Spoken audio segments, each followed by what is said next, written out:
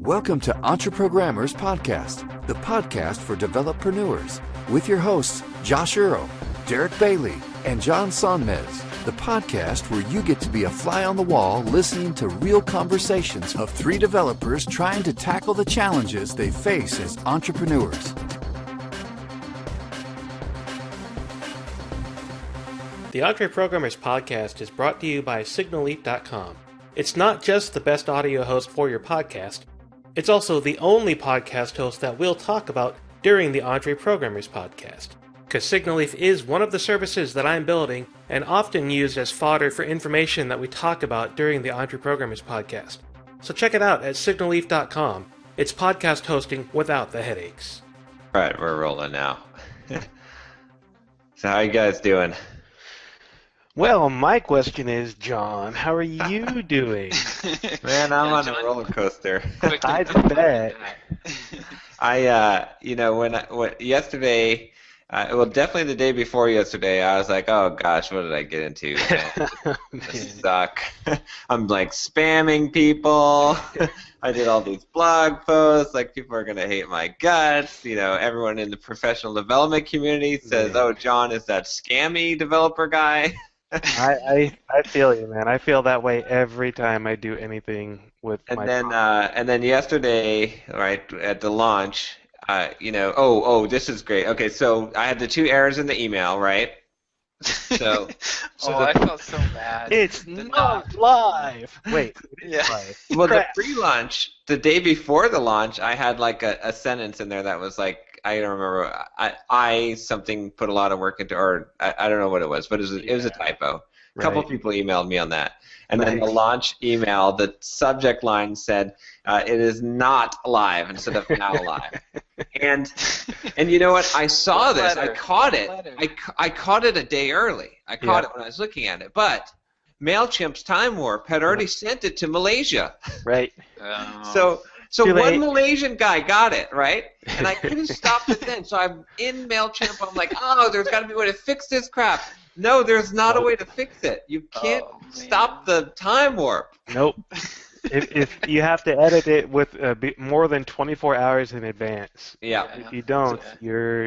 Or you need the required 2.4 gigawatts. Right. Yeah. I mean, I was like, okay, let me just cancel it, and then I won't do the time warp. I'll just schedule it all, the rest of it. No, sorry, you can't cancel a time warp. It's already sent in the feed. Went in a time machine. Yep. It would create a temporal paradox. So anyway, I was like, but then I thought about it. Maybe this is my rationalization. I was like, well, maybe this is good because people will see this subject line and they'll be like, what? It's not live? And then they'll open up the email. And you might have just developed a new launch strategy, John. It may be. Well, was it on Pat Flynn's podcast where they? Oh yeah. No. It was on the Fizzle show where they said that Scott Dinsmore once sent an email to his list that didn't have a subject line. It said fill in subject line here, and it was his most opened, had the highest open rate. So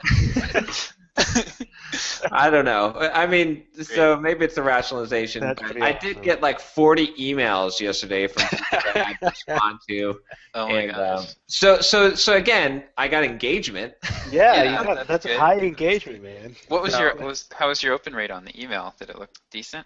Let me see here. You will not believe what the click rate was. So let me see what the open rate is now. I mean, it takes like a couple of days for this to settle. Right. But right now, the open rate on the email is 35.7%. Pretty good. So 1,170 opens, and the click rate is 11.5%. 307 clicks. That's really good. That's huge. And only 16 unsubscribes out of my list. Out of 3,300 people. Wow. That'll go up for sure. Yeah, today I'm expecting more unsubscribes, but you know what? It's so far that Bob Martin interview went out, and there's only been 4 unsubscribed. I mean, it hasn't gone out to the whole world yet, but not very many clicks, though. Not very many clicks. Okay. So on my affiliate link, my Bitly link that I created for that, I've had 332 clicks on the Bitly link. Wow. So that's quite a bit. I've sold, 4 copies of that for you so far? Yeah, I think 3 or 4. I think I owe you like around $300 so far. Yeah, So pretty Yeah. close to Was that. I'm pretty was happy about that. yeah, was that what was I gonna say? So Derek, how many of those were from you just tweeting? The fir I think a couple of them were from my initial tweet, and a yeah, couple the of first them. two, right? I think the first two were actually from my mailing list because I sent out my Oh, okay. weekly personal email yesterday, Hmm. and the very bottom of my personal email had a PS. John Sonmez just released this. Go check it out. That's right. Because Yeah, you it was a perfect tie-in to my message because my message was all about, you know, right, my secret to success in my career, which right, is that I have no secrets, basically. right. And so I tied that in at the bottom to John's product launch and put my affiliate link in there. yeah. So Nice. I know for certain that 2 people bought from that affiliate link in the email because they emailed me asking questions about it afterwards and told me that they Nice. did. So, we'll have to come back to that when we get back to your email, Yeah. our little email discussion. So yeah, so anyway, so that was the kind of the rocky start, right?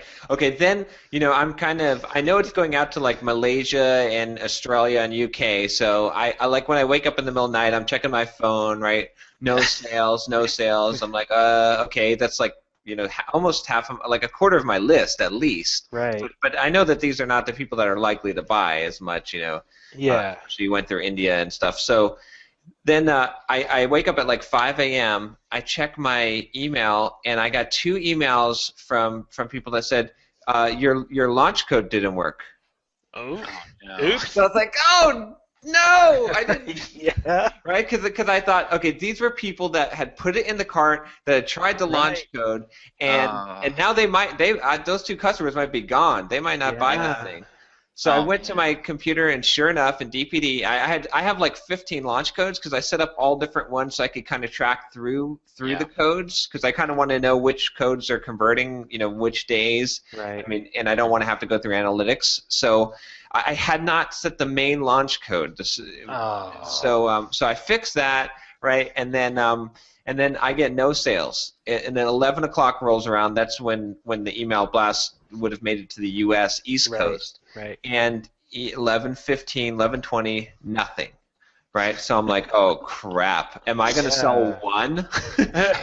Am I just going to have one guy, right? And And he'll then complain. He'll be like, "What is this crap?" Right. Right. yeah, exactly. And then about 11:30, I think it started rolling in. Let me see what my I've got it up here, kind of where the purchases happened. But yeah, it was like oh no, I mean I guess there was a couple. There were 2 sales right around 11. Okay. Sorry, I had that wrong. And then there was nothing until like 12 o'clock, and then it started picking up, and then it was like 12:04, 12:11, 113, 125, Nice. 152, 209, 243, 418, 453, and yeah, and I ended up. I mean, my goal was to hit 10 sales, Right. and I hit 15 last Nice. night, Nice. and right now I'm sitting at 25 total sales. Wow. Oh. So I'm at like $5,225 so far. Wow. Nice. And You're definitely gonna hit 50 for sure. yeah, I hope so. But now I'm happy. Now I went Yeah. from like even when I had like the 4 or 5 sales that rolled in at 12 Right. o'clock, I was halfway through my day and I was like, this is like it's okay, but I kind of felt disappointed. Yeah. I was like, oh man, Right. this kind of sucks. Yeah. I don't know if this is gonna work. But Yeah, so so I think that you'll probably see a nice steady trickle of these throughout the week Right. because that is that's a lot of money. And for It me, is. I save that email in my start items and I read it like 4 times and I go, oh, I really want this, but I yeah. $200. Yeah. Yep. You know, I I do did the that with, same thing. I had the stupid tab open for lead pages for almost 2 days before I finally bought that, Right. Right. $477 annual subscription. So I think you'll see a nice little spike at the end too when the deal's going away. Yeah. So, Just make sure you have the sale is about to end email already queued up because yeah. With like the right title and the launch right. code. Yeah, and a working Yeah. launch code title. Yeah, I've Because got whenever I do that with my screencasts, I'll see, I might make 1,500 for the opening day of a screencast. I'll make 500 or 600 again on that last day when I tell people that the sale is ending. Yep. I've actually got that. I've had everything queued because I knew that like I'd be in this despondent mood this week. Right. So I was like, I don't want to have to do any work. Yep. In fact, I'm taking the next 2 weeks off. I'm basically taking the launch week off. Yeah. What I queued up. So today I have the email. It just went out for Bob Martin's interview. And then tomorrow it was just got a little clip in there. You'll see it when it comes through. And then tomorrow I have one going out with a little clip from John Skeet and Jeff Atwood's interview in there. And then I'm giving the list a little bit of a break over Sunday, and then on Monday, or is it April 1st? Maybe April 1st is Tuesday. Okay, on Tuesday, instead of my April Fool's email is going out, the kind of funny one. It's going to be amazing to watch your unsubscribe rate. Yeah, and then on the last day on April 3rd, I'll give it one break. Then 2 emails are going out. One's going out in the morning, and it's saying, "Hey, this is the last day," and then there's a last chance email going out that evening that says, "This is the absolute last chance." Yeah, it's a lot of emails. Complaints next week. What's that? But brace yourself for some complaints next week. Yeah. I've gotten one so far. I mean, but here's the thing. Like, okay, I was just rationalizing this morning, right? If so far my unsubscribes are doing okay, but even if they do go up, even if I lose like 300 people or 400 people over this whole thing, right? Mm-hmm. The thing is, if you're on my email list, right, and well, first of all, what's the purpose of getting someone on your email list? Is it so that you can send them happy stuff every week? No, I mean, yes, like you want to make people's lives better, but ultimately you want them to buy your shit. Right? You buy my shit. I mean that's ultimately the only reason why you have an email list, because you're paying Mailchimp $50, $100 a month for this mail list, right? It's so you can sell stuff eventually on the list. So if 300 people say, John, I don't like you selling stuff to me, and I'm not going to buy your stuff, I'm unsubscribing for your list, those 300 people were never going to buy anything from me. Never. Right. Yeah. So it doesn't matter. Get off the list. $10 money. Yeah. So I'm not afraid of unsubscribes at all for selling. I don't like unsubscribes when I send, my How I Beat Super Mario email, and because I didn't get a chance to sell you anything, right? But if you unsubscribe from my list because I'm selling you stuff and you're like, stop selling me stuff, then fine. That's okay, because you're never going to buy the stuff anyway. Right. It's fine. It's not a good situation for either of us. So I'm not too worried about that. You definitely need to go in this week though and spend a lot of time reading the unsubscribe messages. Yeah. I never get messages. I get unsubscribes, but nobody ever tells me why. I rarely get it. Like, I mean, they give you the options, right? Right. It's like most of it's no longer interested. But the only time I ever got real messages was when I sent that email that was like he was shot in the heart, and I was talking about Teddy Roosevelt. Then 2 people said, "What the heck is this crap?" When you sent that email, I thought that was for some reason I thought it was your wife emailing us and telling us that you would no longer. Yeah. So anyway, I'm pretty much on top of the world now. It's feeling pretty good. I feel like I'm going to hit the goal. More importantly, I know that people will pay the price for the product. Right.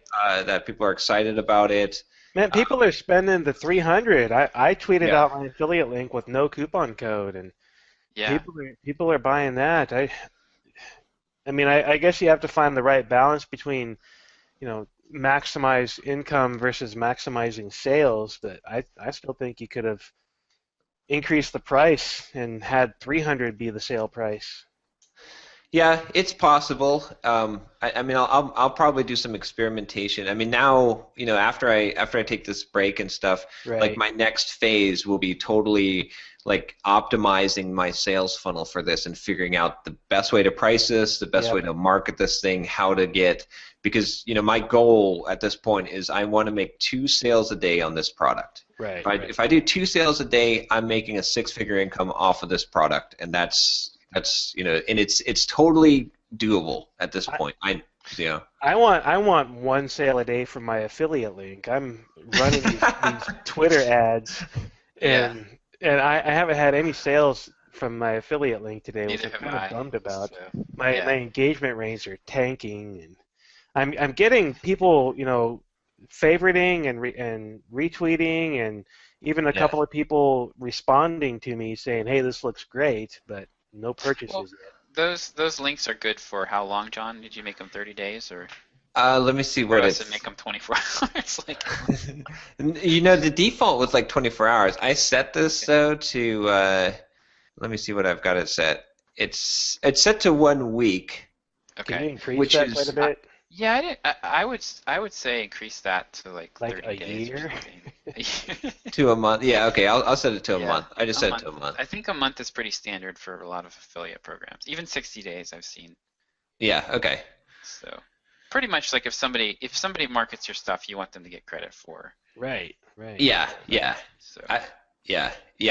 I just don't want. I guess. Well, I haven't sent out too many affiliates at this point. I invited all my pre-orders Hmm. to become affiliates. But before I invited the pre-orders, I didn't want a whole lot of overlapping. yeah, Because a lot of people that are associated with me will have overlapping audiences. So, Right, right, right. right. but now Yeah, at this point, I've given it kind of a 2-day lead, so it should be fine. I think so. yeah. Yeah, Naomi from IddyBiz actually kind of recommends against doing, I think, recommends against doing affiliate stuff with your launch. Like it's just hard to manage. Yeah. Yeah, I guess what I figured at first I was going to try and do the big affiliate thing, Mhm. and I went to like Digital Point forums and oh gosh, those places are just they make me want to shoot myself because it's like you can't even post on the message board until like 3 people like your post, and then Uh, it's like all scammy people on there and English second language people trying to make $1 million online. I don't know. Kicking off an affiliate program like that just doesn't. I know that's the way that like they get the big, huge affiliate programs, but it just doesn't seem like Yeah, I don't know. right. I'd rather just push it through, customers and friends. Yep. right. I think so. I don't know. We'll see though. The Yeah. other thing with that affiliate, I was wondering like if you guys are tweeting, you might actually. I don't know. See, like, will people convert over from a tweet to a $200 or $300 sale, or would it be better to put them on an email list, and then That's Yeah, we'll have to come back to this later when we talk about if we Oh get yeah. back to the email discussion because yeah, I agree. I think I don't think I'm probably going to stop tweeting it pretty soon. I've driven about 50 or 75 mhm. clicks at this point, and that page I imagine is converting for you at like somewhere between 1% and 5%, probably lower, maybe like 1-ish. Uh, Let me see. Yeah, So I've got 25 paid sales, right? And then right. if I look at how many clicks I have on that site in the last 2 days, I think it's going to be pretty big. Let's see here. Yeah, 27th and 28th. We're looking at looks like 1,030 unique visitors, 1,029 unique visitors. so closer to 2.5% then. That's pretty good. Yeah. That's hot traffic coming from mailing lists. So Yeah, see, that's the thing. Is like I think a lot of people who bought the course were convinced they're going to buy the course before they saw the sales page, Hmm. yep. right? Because they've been. I mean, my blog has been saturated with this content, right, for a long time now. For a month, I did 5 Yeah. posts last week on this content. Yeah. Right. So Yeah. So I think I'd be surprised if that sales page, even a good sales page, which yours is, I think, would convert. I would be surprised if it would convert at 1%. Yeah, it's just a very number. expensive product. So, Yeah, it's a very expensive product. Yeah, and your conversion rate's going to just, right. I mean, going to mirror how many that. times have I gone over to Optimize Press and thought about it? I've looked at the optimizepress.com probably 15 times in the last month, yeah, and I Yeah. keep reading and rereading and rereading, and eventually I'm probably going to buy it because I think it does everything that I want, but Yep. it's a Yeah. big chunk of 150 change. bucks. Yeah. yeah. Yep. So yeah, I think Twitter. I think Twitter is going to be pretty darn tough to convert. Yeah. I mean, so 1%. So if we send 100 clicks your way, we might sell one. Might. Well, I've probably sent probably lower. 332 clicks his way and sold 2. Okay. So Yeah. That's like less than 1%. Yeah. So it's probably not of super viable. I mean, you could definitely make a profit doing it, I think. Like John, you could because you get all the money. Well, even us, if I could sell one a day, I'm spending $25 a day on ads right now, just for John. If I could sell one a day, that's. What's your what are you paying for per click on that? I think it's pretty cheap. It's down in the pennies. Oh, really? Okay. Yeah. I tend to get pretty good rates on my tweets because unlike you, Josh, I tend to do a lot of tweets and then monitor very closely and get rid of the low engagement ones as quickly as possible. Well, mine is I'm totally on board with that. I just don't take the time usually. Right. I think your strategy there is totally similar. My average cost per engagement is 11 cents. So a few of them are over 10 cents and about half of them are under.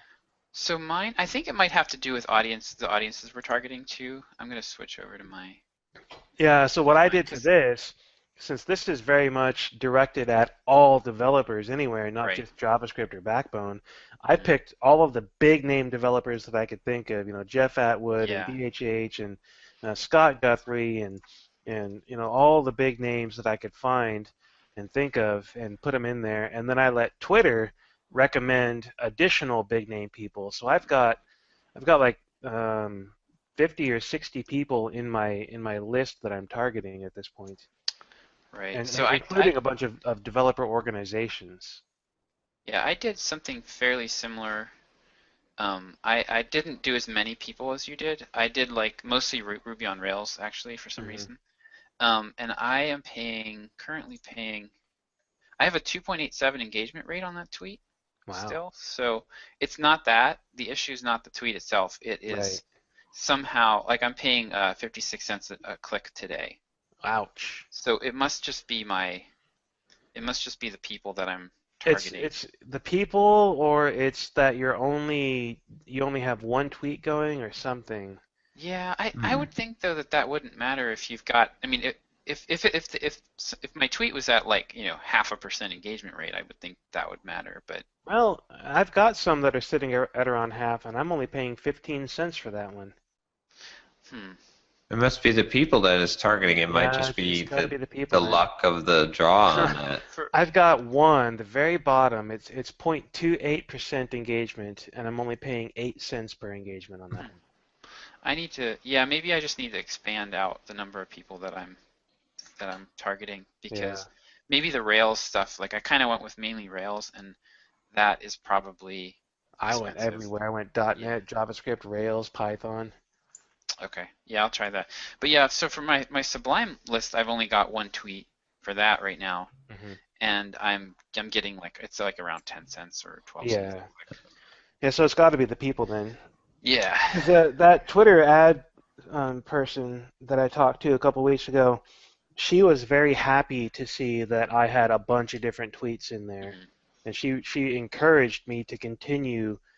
Adding just minor variations and testing different tweets against each other and getting rid of the low-performing ones and doing that on a regular basis in order to build a suite of tweets that perform very well. Yeah. Well, that's a good, this is kind of a lesson learned too. That immediately I realized as you started making the commission sales, Derick, that it's the affiliate sales. That's another advantage of having the high-priced product is that that the affiliates are more likely to promote it, and then also I guess if it's profitable for you possibly to advertise like that, then obviously it'll be extremely profitable for me to advertise very much directly. So. I could spend $150 acquiring a customer, just one sale, and I'd still be making a profit on there. So, and hopefully it'd be cheaper than that. I mean, maybe, I don't know what my cost of acquisition is, but maybe it's only around $50 or less. Yeah, I would, in your shoes, I would start with $50 a day in whatever advertising channel you're using. Yeah. And if I just muck up one sale from $50 a day, that's Exactly. well worth it. So Exactly. So for me, with Backbone plugins and my screencasts, man, my screencasts are not selling at all. But with Backbone plugins, I'm spending $10 a day right now, but I'm selling an average of 4 a day, hmm. and it's doing really well for me. That's an extra $100 a week, basically. So you're selling, yeah, okay. So I think you should stop the ads for like 1 or 2 days and see if anything happens. 1 or 2 days won't matter. There Okay. is a long tail on this. It takes about 2 to 3 weeks for it to trail off. But I've done this in the past where Okay. I've run an ad for a period of time, seen my sales increase, and thought, okay, let's see what happens when I kill the ads, and it trails Right. off back to almost nothing. So how much of your traffic on that page is coming from Twitter, from your ads? Can you tell? Yeah, let me go look it up real quick. Backbone plugins. Because you'd have to be getting an insanely high conversion rate. No, I don't get that great of a conversion rate. I get a crap load of impressions. I get thousands of Right. impressions a day, and so Right. a 1.5 to 2.5% engagement rate on those gives me. Well, I just mean clicks to sales. That's Oh, the okay, conversion rate conversion I'm to talking. sale. Gotcha. Yeah. Yep. Yeah, Clicks to so sales. in the last since February 25th, so the last month, I've had 3,407 visits. Let's see. Yeah, 3,407 visits. That's not unique visitors, that's visits. And 1,600 of them, 47.6%, are from Twitter. Okay, so half of your traffic Yeah. is coming from Twitter. And how many sales you think well, okay, so you're getting how many sales a day?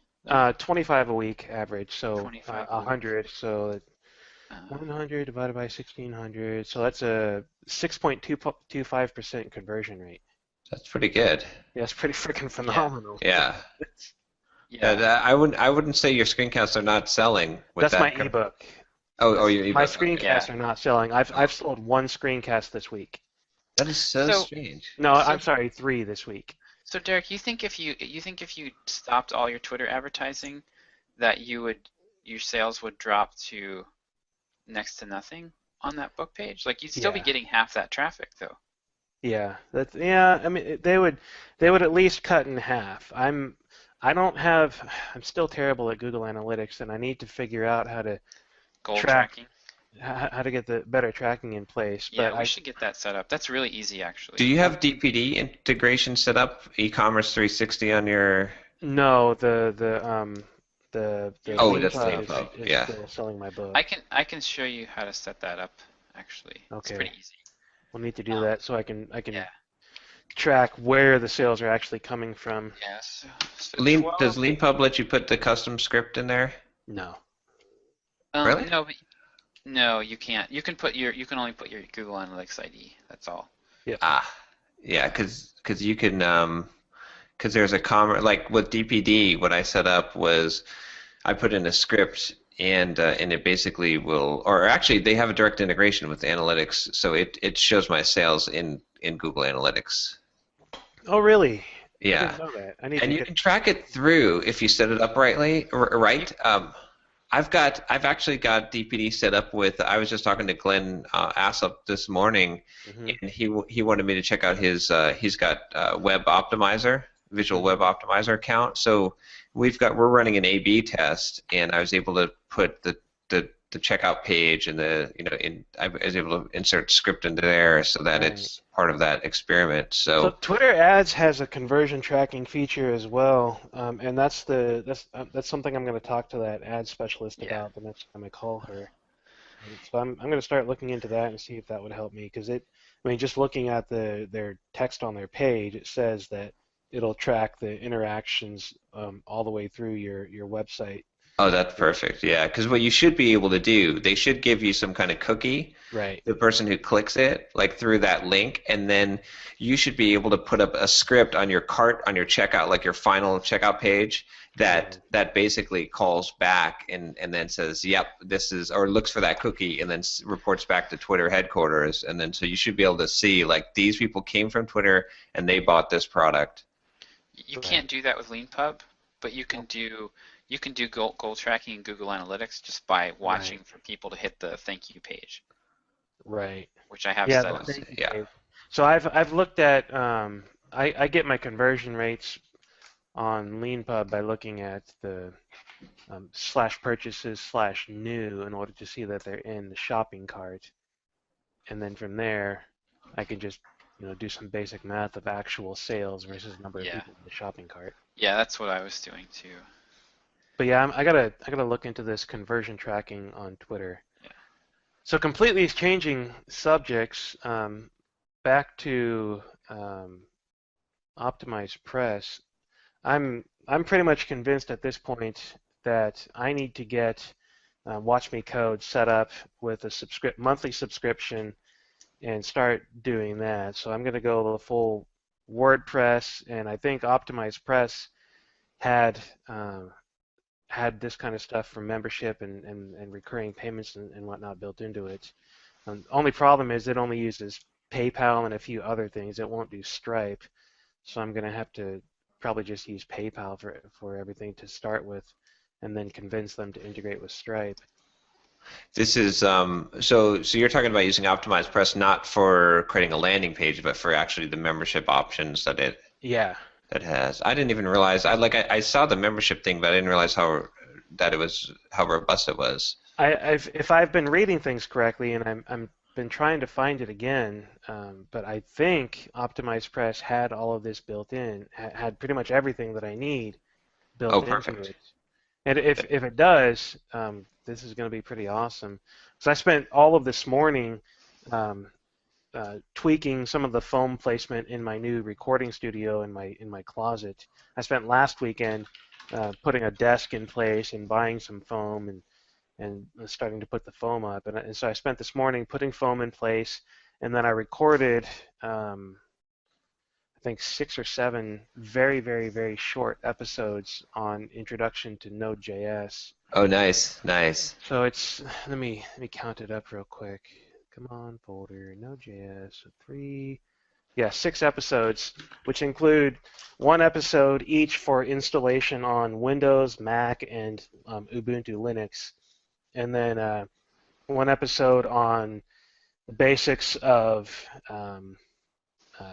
your first code basically through the REPL interface and then a code file, and then one on NPM where I show you how to use Nice. NPM, and one on node modules themselves where I show you how to require files into your code and things like that. So I've got 6 episodes, and I'm going to ship these off to my editor, and I'm going to try and record a whole bunch more really short episodes like this and put together a monthly subscription where people will be able to watch these episodes whenever they want. And if it works, I'll put all of my old catalog in place and get all of that set up and whatnot. So my Nice. goal is to have Watch Me Code set up as a streaming subscription service in the next few weeks instead of a per sale. I think I'll be able to bring in a lot more income that way, and a lot of people have been asking for this for a long time. Yeah, definitely. Right. Yeah, offer your existing customers a nice. Yeah. So I'm gonna set up an email to my list and offer them a discount to sign up as an early user, and then I'm gonna set up a lead pages lead box advertising Watch Me Code and telling people that if they want in early at a discounted price, they need to get on my mailing list. Awesome. Yeah. Cool. You know what? We should do some kind of cross promotion. We should think about this because you may be able to offer them a significant discount on my course. Okay. And I may be able to like there might be a right price point where where you could basically like offer them a significant enough discount on my course that might actually help you sell memberships, especially to your existing people who might already have some of those videos. Yeah. You might be able to do something like that. Give you an excuse to email your list again. Right. About John's product. Yeah. But yeah, we might be able to work something out, or maybe like people who purchased my course might be able to get a discount from you, or we could figure something out. But I think that there's definitely some opportunities from some cross promotion. Yeah, definitely. Awesome. Oh, by the way, I may be able to help you out with the optimized press, right? Yeah, you've got some experience with it, right? Well, since we're talking about joint ventures and everything, and we're kind of all the Entreprogrammers, when I buy optimized press license, it gives me 3 registered API keys. Really? So, so I've got some. So okay. We'll talk more about this offline. Yeah. At some point, we need to figure out this whole situation, because eventually we're going to get back to podcast recorder, and with things like this, we need to have some legal framework in place for us to share profits across joint ventures like this. I don't know what the crap that's going to look like. I have no idea offhand, but we need something in place that's gonna make it easy for us to do all of this without question about how to do it. Yeah, my thinking behind that is you wait till you hit about, I don't know, some number, and I would think it would be about $10,000 till you've made, because up to that point, it's kind of all like, I don't know, I think all of us, none of us, I don't think either of the 3 of us would have any problems or fights or disputes over lesser amounts than that. But when it gets into the serious money zone, then I think it's worth investing in getting the right legal entities and that seems fair. This seems fair, because I certainly don't think any of us are going to try to screw each other out of money. It's just when it comes time for taxes. I just want my 50%. And right. We all want our 50%. So yeah, we should probably talk about, because we've got 2 big things. I mean, we're making some big progress with this podcast, and then we should probably talk about the podcast recorder as well. Yeah. So I need to get a couple of things done before I can get back onto podcast recorder. I need to get Watch Me Code up and running with the monthly subscription. I need to get Signalleaf integration with Stripe finished so that I can actually get notification of failed payments and successful payments and things like that. Because right now I'm going through Stripe, a couple of times a week in order to manually look at those things and then go change people's accounts based on the results. And then I need to get the marketing side of Signalleaf started, and I want to start that with what you guys had suggested about promoting myself as the place to get started, and the consulting and all that kind of stuff. Start including that in the plans. And once I get those things done, which hopefully shouldn't take that much longer, then I'll have time to focus on podcast recorder again, because ultimately podcast recorder is going to help Signalleaf. Exactly. Yeah. Right.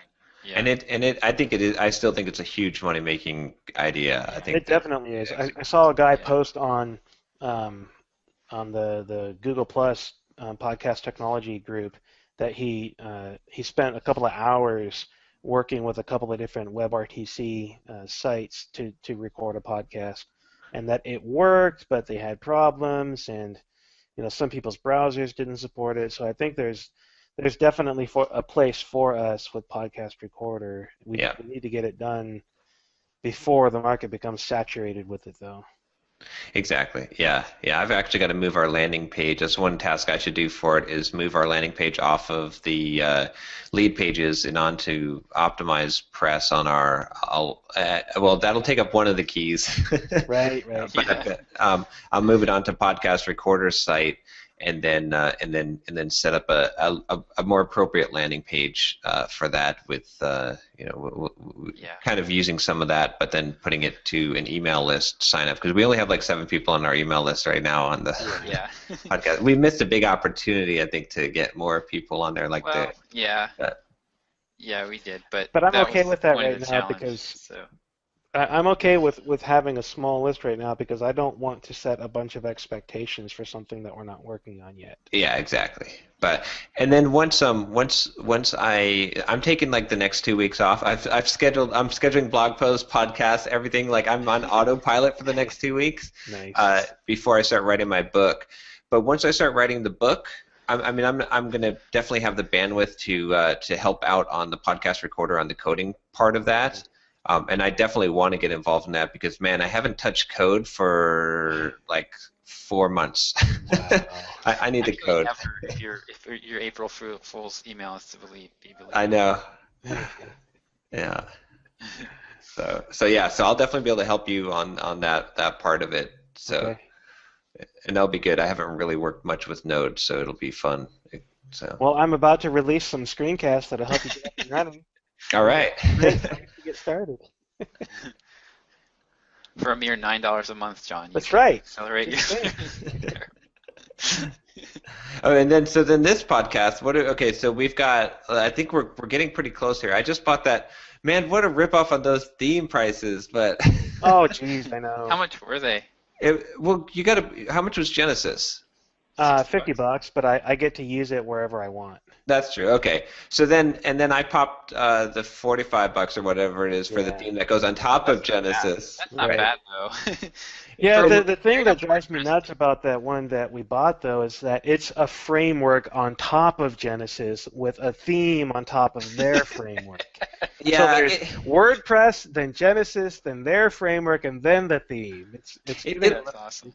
It looks pretty clean though. Like I went through the steps. Like it's gonna make things easy and it looks nice. I mean, I really like that theme. It probably took a designer like 2 hours to make it, but hey, probably. It would have taken me 2 weeks. So and then it would have like looked like crap. So. Yeah, but I'm getting pretty good with Genesis. I put in my own post footer that's widget based so that I can edit things directly through the admin screen instead of having to do stupid things. Nice. And so that's how I got my sign up box for my email list into my blogs.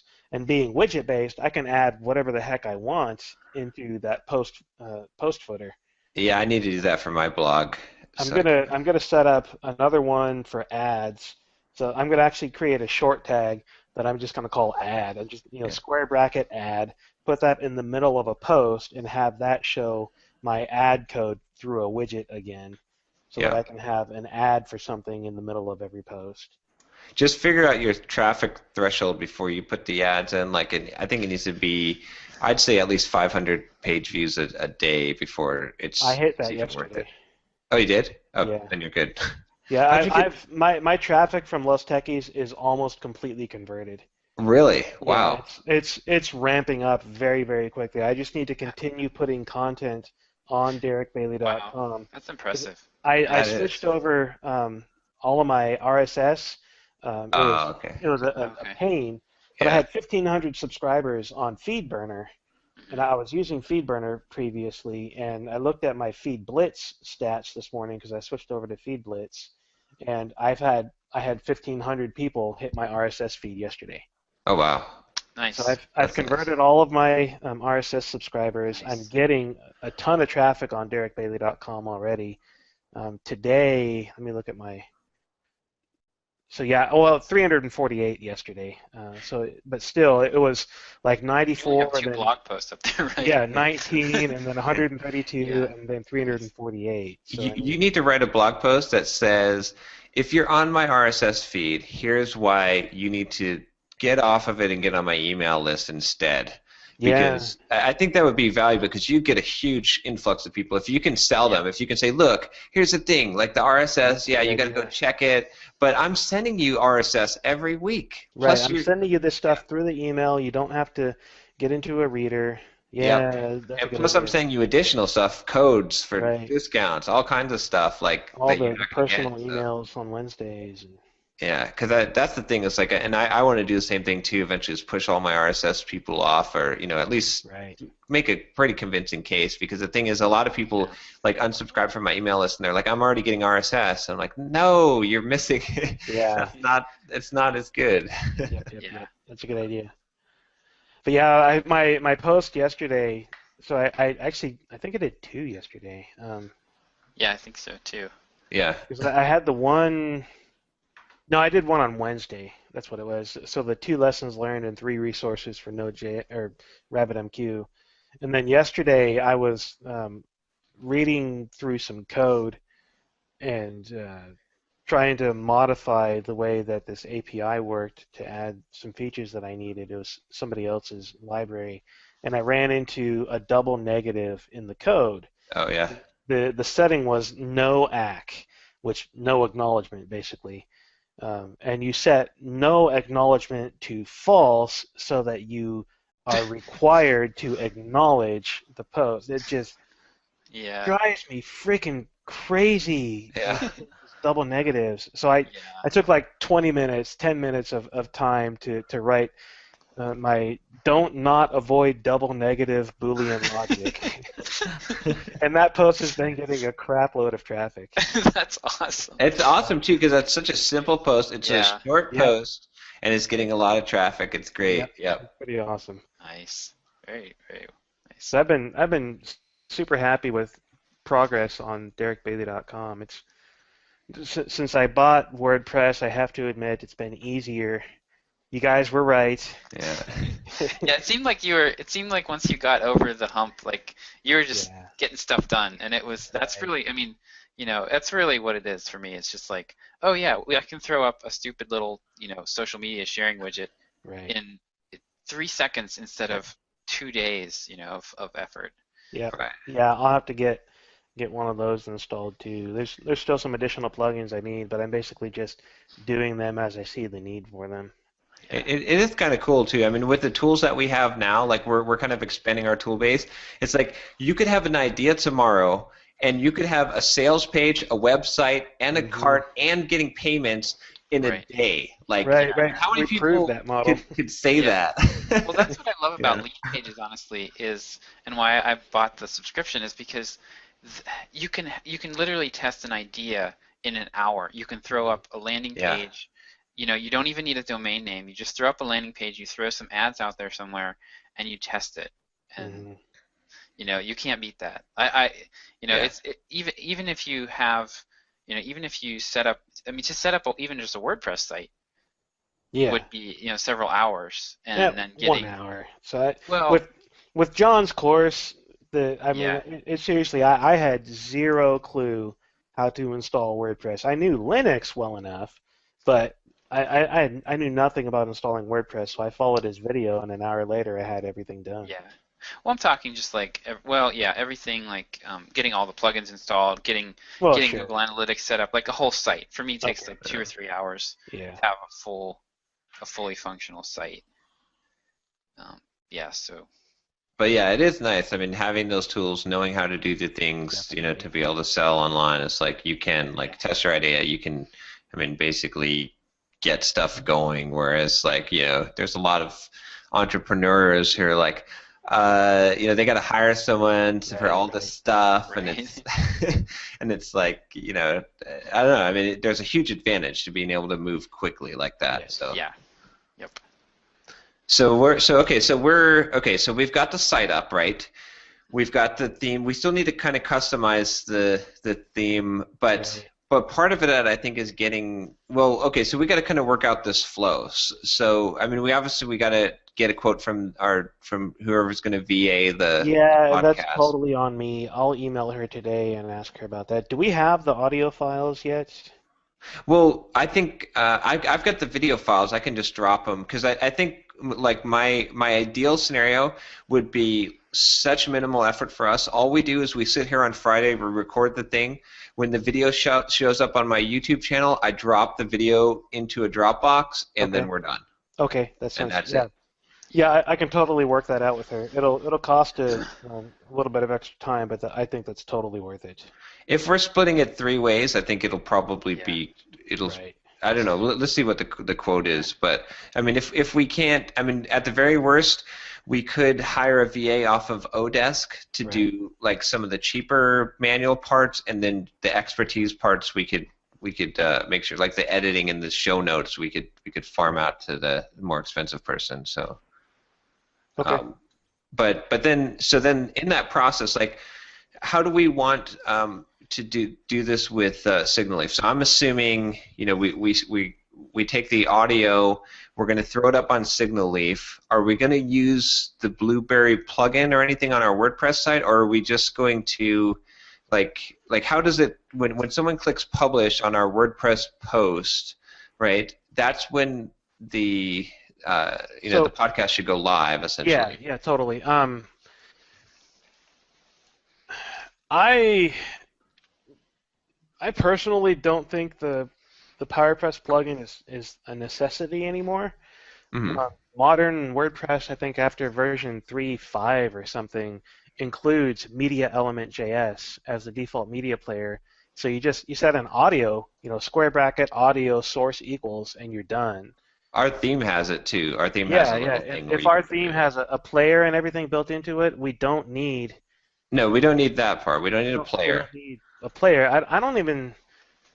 I guess the advantage of PowerPress is we could have the RSS feed generated from the blog posts versus if we were using Signalleaf RSS for the podcast, people would subscribe to the Signalleaf RSS, but we would have to, whoever does the show notes would have to copy and paste the show notes into the Signalleaf editor and as well as the blog post. I mean, it's literally just copy and paste. It's not that big of a deal. The advantage of using the Signalleaf RSS is we'll get better stats from Signalleaf than we will from Blueberry, because we'd have to sign up for a Blueberry account and to get the stats and everything. So I think we should use the Signalleaf RSS for the podcast just so that we can get the stats that we want without having to sign up for another service to get stats. So I've got a feature for you then. I think this is what we need, because here's the thing. Here's the only reason why I would consider the Blueberry plugin at this point is when you hit like on Get Up and Code right now. When I hit publish on like I schedule my podcast post. Like on this Friday, the episode will go out. The blog post will go out at the exact same time. The RSS will be updated and sent to iTunes. Yep. So if you have a webhook or even the other way around, but basically if you could tell or figure out when WordPress changes. Here's what it is. This is even simpler. Then it doesn't even have to be WordPress. Okay, so if Signalleaf had a publish when this RSS feed is updated, right, or contains this. Yeah. What's that? An API and IFTTT. Yeah. If this, then that. Oh yeah, maybe we can just do that. Because what we want to do is when the post goes out, when our blog post goes out, we want the podcast to go live at the exact same time.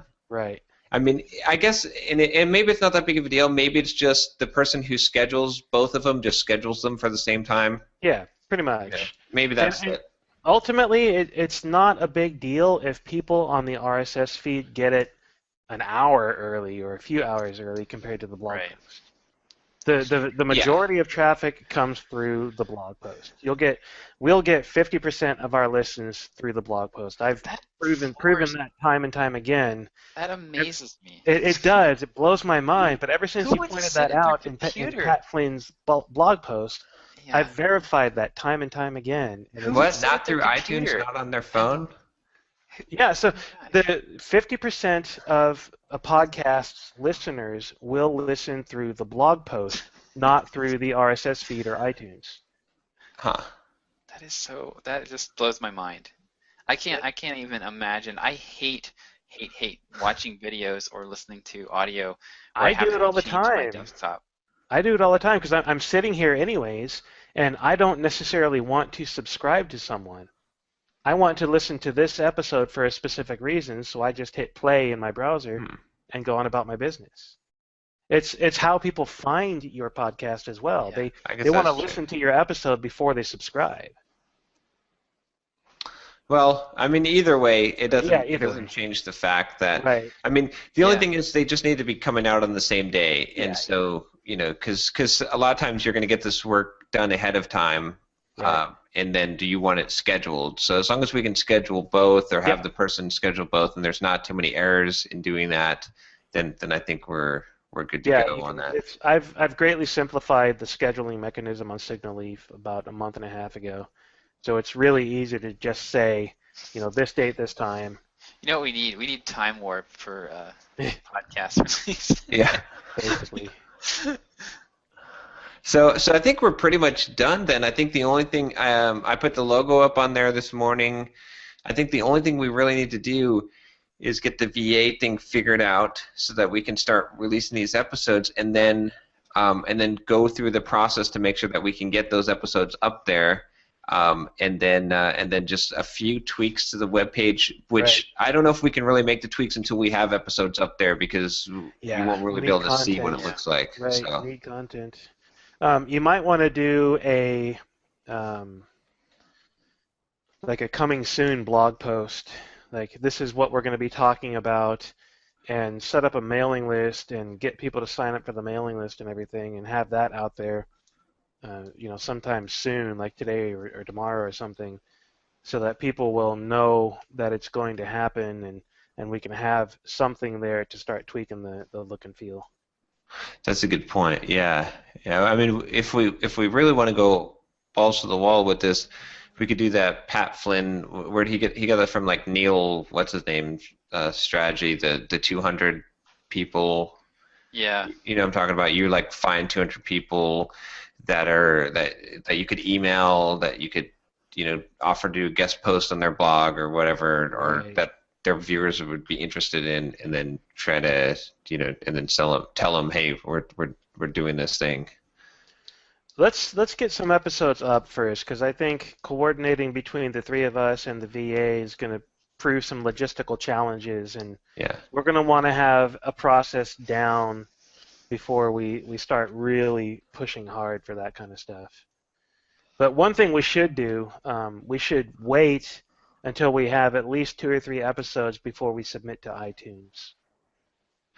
Well, so what do you think about this idea?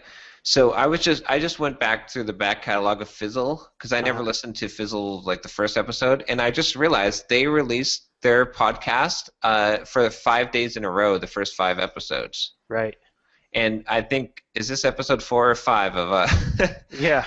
Whatever it is, I think we'll probably be in the same boat. So maybe what we should do is do 1, 2, 3, 4, 5, and then submit it to iTunes after we've done 5, but do 5 back-to-back days to catch people up to the podcast. Well, these are long podcasts, though. I mean, Fizzle's half an hour? Sometimes it's an hour. Really? Yeah. Okay. I mean, this is sometimes an hour and a half, but an hour and a half. Hopefully, after editing, it'll be pared down a little bit. Still, that's an interesting idea. You could probably convince me of that. I'm kind of 50-50 at this point. I'm more a fan of, let's have a backlog available so that if we have to miss a week, it's not going to screw us. Well, we should definitely have a backlog, but I think it only needs to be one. I think if we have too much of a time distortion, like for example, right now we're talking about my launch, right? Right. People are going to be, like, if that's 4 weeks out, if that's always 4 weeks out, it's kind of going to be a little bit weird, because it's like, they're trying to follow us and what we're doing, but then we're talking about it, in 4 weeks apart. Like, if it's 1 week apart, like if there's a 2-week buffer even, then I think it's doable, but if it's too far, it's going to be weird. That's a good point. Okay. The other thing I thought about for filling in the gap is, like, if for some reason we can't, all 3 of us do a podcast, I mean, chances are 2 of us can do it. Right. Right? Like the week when Josh and I could monologue. or that's what I was going to say, is one of us could monologue it. Right. Yeah. And that's not a bad idea, too. I find that monologues tend to be short, which is good, because it's kind of tedious just listening to the same person. But like when I do on my own episode with Signalleaf, there, like 17 minutes was my record for length. That was the longest single just me talking about something. I can feel it. I'm like the Chase Reeves. I could probably fill up a 60-minute monologue. Yeah. Nice. All right, so well that's good. I mean, we're pretty much set with this thing then. We're as soon as we get the V8 thing figured out, we're pretty much ready to launch. It's pretty awesome how easy, like, with three of us working together to get the website set up and everything. I mean, Right. it's not that hard to launch a podcast, really, not that bad. So. Oh, we need the Signalleaf account too, but Yeah, I'm as soon as I get the domain name verified, which I saw you made the change, Josh, I'll get an Yes. email address set up, and then I'll set up a Signalleaf account with that email address. cool. Yeah, I think that would pretty much do it. And then we'll have this will be like our sixth venture each. Yeah. Get on this mailing list if you'd like to. Right. Yeah, I'd actually like to feed this mailing list into our mailing lists. The podcast one. What do you mean, like have people sign up for our individual mailing lists? No, I mean like we all get the subscribers from this Right. this podcast. That'd be nice. Oh, like if you subscribe to this podcast, you are going to get on all three of our mailing lists as well? Yeah, as a bonus. Right. Yeah. The- What you can do with that? So I don't know if you noticed what happened with the webinar that you guys signed up for with Copy Hackers, Mhm. but you ended up on both Joanna's list and I think his name's Dave, the guy that co-hosted it with her. And Joanna sent a really nice like, hey, if you didn't notice, you're getting emails from me now, and here's why. Right. And here's how to unsubscribe type of message as like a welcome. Yeah. So that would be one way. So we don't, people don't start wondering where the emails are coming from. Right. That's a good idea. Yeah, I think is that a would good make idea. sense. I mean, I can't imagine that someone's going to stay on all four lists, or that a lot of people are, but some of them will already be on our list anyway, so. Mhm. Right. Yep. Yeah, we'll end up with a net gain, I'm sure. Yep. Yeah, Good that's idea. true. Cool. So any other topics that you guys have? What was the other thing? Oh, Momoko, she's doing her Copy Hackers course, Yeah. and she's had 3 user testing. I can't remember what site she used for that, and she's doing a whole bunch of research on competition and market and Nice. all kinds of stuff. So this is going to be like the most amazing package of information. Yeah. And She's all I have to do is send out a survey to Yeah. a few customers and then find a few customers that are willing to talk to her. And that's it. And she's doing all this research for me, all this marketing prep for me, all this copywriting for me. It's going to be a huge thing for the Signalleaf website and marketing ability. I'm kind of waiting for her to get all that stuff back to me before I really start any proper Signalleaf marketing plan. But I'm gonna do Twitter ads, of course. I'm probably gonna do Facebook ads as well, even though I hate Facebook. But there's a huge Yes. podcasting community on Facebook, Yeah. and I think it would probably be worth my time. I don't have either of you guys on my Facebook. My wife was just I like, don't she's like, use my Facebook at all. I have So- done my best to keep technology people out of Facebook. It's family and family and friends. I mean, if either of you guys wanted to be friends on Facebook, I'd be totally cool with that. But it's family and friends. It's not professional at all. mine's a pretty mixed bag, but but I don't really post a lot of family stuff on there, so. Yeah, the only reason I signed up for Facebook is because that's where my brother was putting all of his pictures of his kids. That was literally the only reason I signed up. So it's all just family and friends. It's definitely a good advertising platform, I think, though, for sure. Well, yeah, depending on your audience too. Like for me, I've looked at Sublime on there, and there's like a Sublime group, but it's pretty small. It's like 1,200 people, and Twitter is huge. Like I can sink all my money into Twitter easily and be happy. So.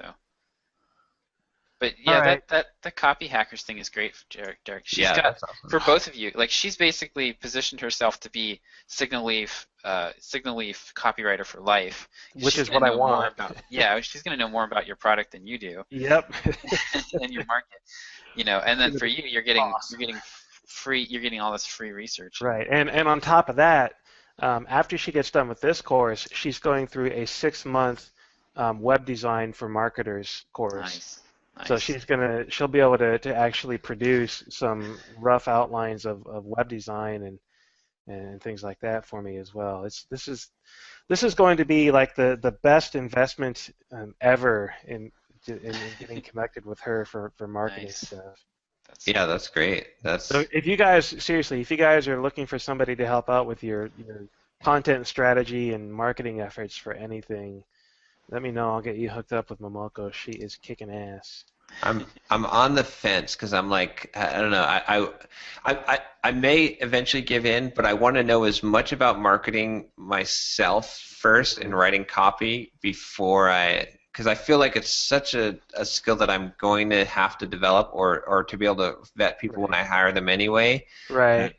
That it's like I'm not going to do design. I'm not going to be a designer. Sure. I'm not going to, there's a bunch of things I'm not going to invest in, but this is the one thing that I feel like I right now I would be willing to invest in. Right. So I'm kind of, but I probably will eventually give in and then hire someone. But then at that point, I want to be at the point where I can look at their stuff and say, dang, they're way better than I am. Right now, I'm too much of an amateur to say, I look at two things and I'm like, it looks the same. Right. But you know what I mean? Like, you have to actually become good to be able to know what really good is. So I kind of want to get there.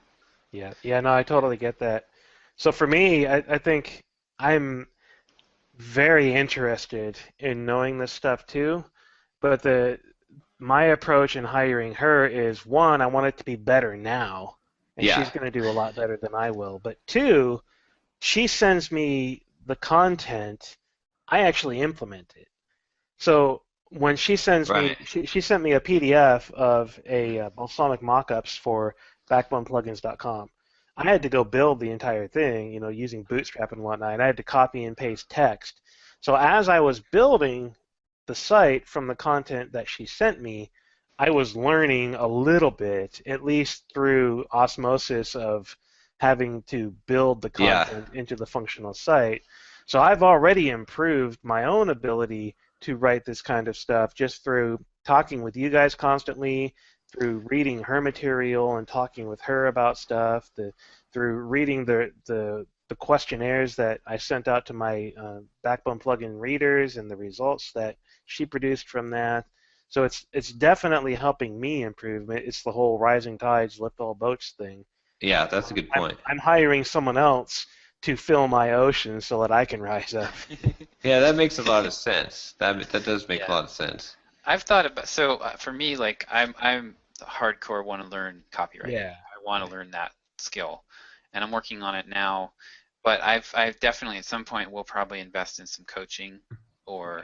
Hiring someone, I'll write something the best that I can and then hire someone else to rewrite it kind of thing. Right. That's an interesting approach too, because I do a lot better when I have starting material. Like, I feel bad for not having gotten back to John about his ad request for the marketing.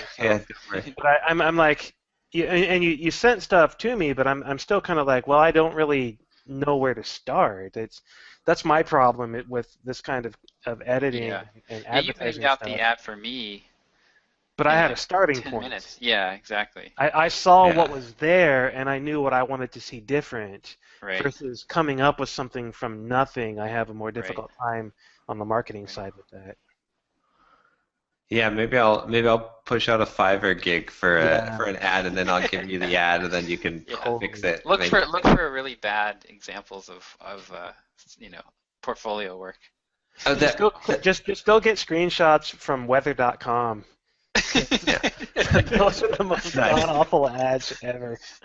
Oh, the dancing shadows and whatnot. That reminds me. We're not going to get any 10-second songs anymore. That guy just hit it freaking big. Did you see that email I sent out? Oh, yeah. He went totally viral. He went in Rolling Stone magazine, Verve, everything. He's like... Oh, man. He's set. Now you guys want to use that thing? That he... the rap one that he did? Yeah. That was him.